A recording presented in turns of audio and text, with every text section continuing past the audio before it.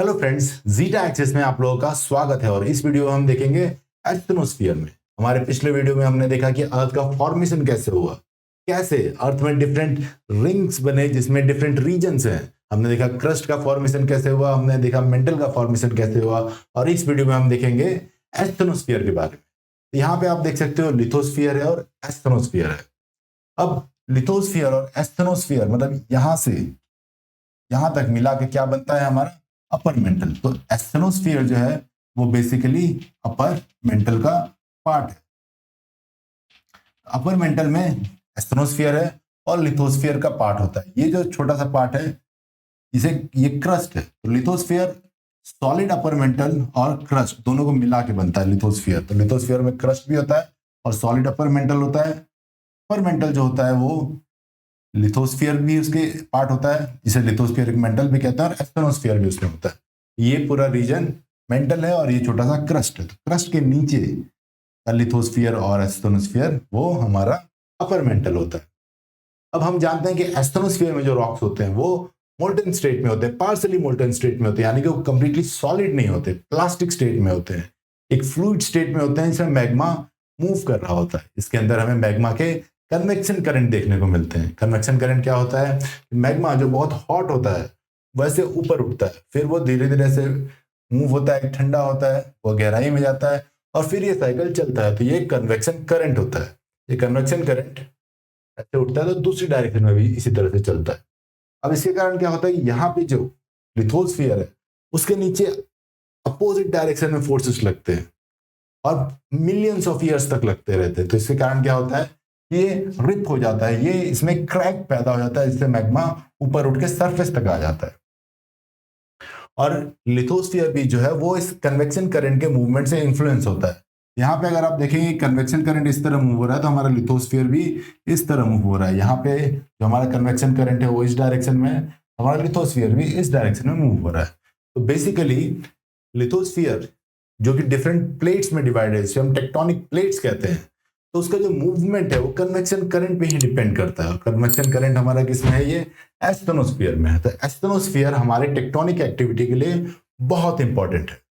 इसी tectonic activity के कारण हमें Himalayas, Andes mountains, African rift valley ये सब देखने को मिलते हैं। अब हमें कैसे पता चला कि यहाँ पे एस्थेनोस्फीयर है जिसका डेंसिटी कम है या जो मोल्टन स्टेट में?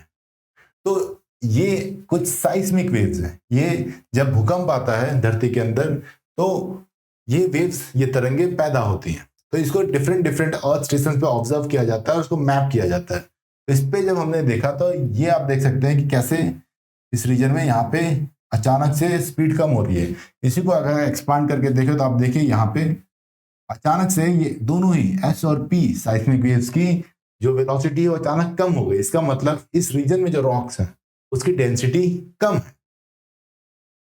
और बहुत सारे फिर कैलकुलेशंस के बाद पता चला कि ये मोल्टन स्टेट में या प्लास्टिक स्टेट में होने चाहिए रॉक्स। तो इसी से हमें पता चलता है इस वेलोसिटी की डिक्रीज, साइस्मिक वेव की वेलोसिटी चेंज से ही हमें पता चला कि यहाँ पे एस्थेनोस्फीयर जो है वो प्लास्टिक स्टेट में है। अब प्लास्टिक स्टेट में क्यों है? तो अगर हम ये मैप देखें तो ये जो दिखाता है, ये जो कर्व है लाल कलर का, ये दिखाता है कि हर एक इस रीजन में जो कि डेप्थ के साथ है, यहाँ पे आप देखो ये सरफेस है 0 किलोमीटर और ये डेप्थ बढ़ती जा रही है। ये जो रेड लाइन है वो ये दिखा रहा है कि इस रीजन में जो रॉक्स हैं वो का मेल्टिंग टेम्परेचर क्या है। मतलब कि अगर यहाँ का मेल्टिंग टेम्परेचर इससे ज्यादा होगा रॉक्स जो है वो मेल्ट हो जाएंगे। अगर यहाँ का टेम्परेचर इस लाइन से ज्यादा होगा तो रॉक्स मेल्ट हो जाएंगे।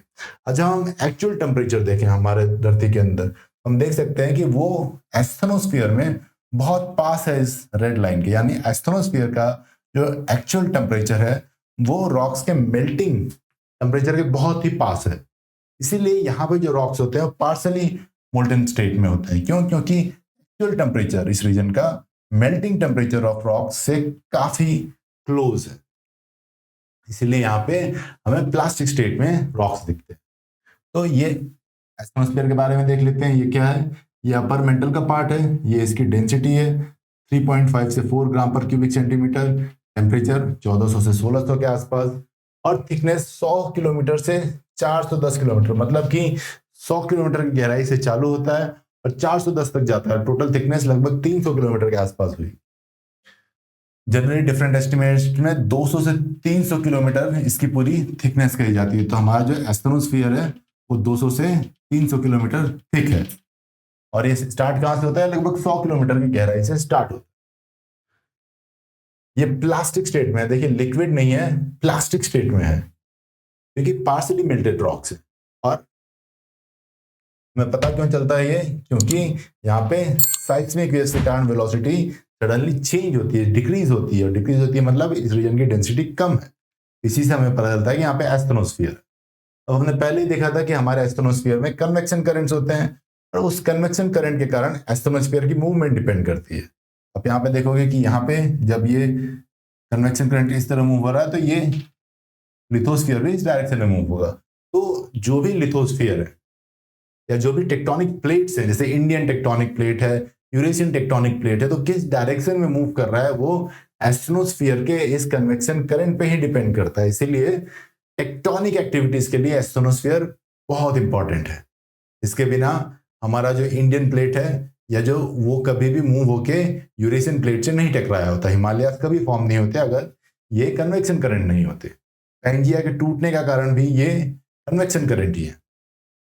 अब देखते हैं कि एस्ट्रोनोस्फीयर जो है वो मैग्मा प्रोवाइड करता है मोस्ट ऑफ वॉल्केनिक एक्टिविटीज को। तो हमारे सरफेस पे जितने भी ज्वालामुखी एक्टिविटीज होती हैं, जितने भी ज्वालामुखी फटते हैं, उसका डायरेक्ट या इनडायरेक्ट सोर्स एस्ट्रोनोस्फीयर होता है।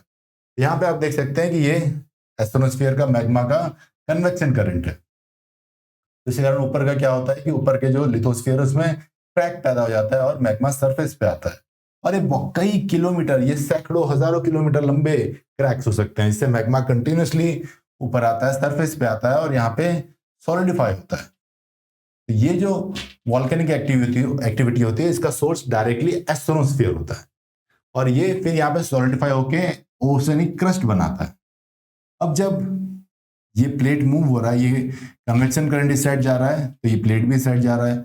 अब ये प्लेट जब सबडक्ट होता है, तो ये ओशनिक क्रस्ट जो कि एस्ट्रोनोस्फीयर के मैग्मा से बना है, वो यहाँ पे फिर से मेल्ट होता है और एक अलग तरह का मैग्मा बनाता है, जो कि यहाँ पे कॉन्टिनेंटल क्रस्ट बनाता है। तो आप देख सकते हो कैसे ये मैग्मा जो कॉन्टिनेंटल क्रस्ट है, जो हमारी धरती पे वॉल्केनो करता है, जैसे कि एंडीज माउंटेन के अंदर जो वॉल्केनिक एक्टिविटीज होती हैं, या रॉकी माउंटेन में जो जो वॉल्केनिक एक्टिविटीज होती हैं, तो वो इस ओशनिक क्रस्ट के द्वारा पैदा हुए मैग्मा में होती है। और ओशनिक क्रस्ट किससे बनता है? उसी मैग्मा से बनता है जो एस्ट्रोनोस्फीयर से आता है। तो आप देख सकते हो कि ये कैसे इनडायरेक्टली रिलेटेड है। हमारा कॉन्टिनेंटल क्रस्ट भी इसी मैग्मा से बनता है, तो ये भी इनडायरेक्टली रिलेटेड है। और याद रखिए एक चीज होती है, इसे हॉटस्पॉट कहा जाता है। हॉटस्पॉट का जो लावा है वो एस्ट्रोनोस्फीयर से नहीं आता है। ये वाला लावा भी डायरेक्टली एस्ट्रोनोस्फीयर से नहीं आता है, ये इनडायरेक्टली ओशनिक क्रस्ट से आता है, जो ओशनिक क्रस्ट हमारे एस्ट्रोनोस्फीयर के मैग्मा से बनती है।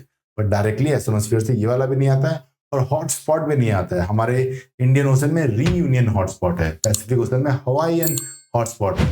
तो ये हॉटस्पॉट जो होता है ये मेंटल से आता है, इनर मेंटल से आता है।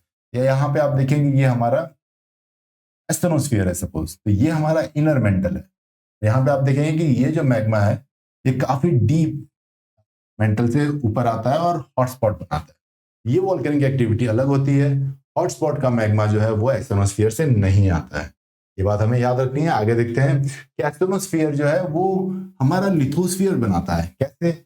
यहाँ पे हमने देखा था कि जब ये कन्वेक्शन करंट होता है, ऊपर के अर्थ में क्रैक होता है, तो मैग्मा सरफेस पे आता है, सॉलिडिफाई होता है और हमें यहाँ पे ओशनिक क्रस्ट बनाता है। ओशनिक क्रस्ट लिथोस्फीयर का पार्ट है। तो लिथोस्फीयर का जो बनाने का जो काम है वो इस मैग्मा से होता है।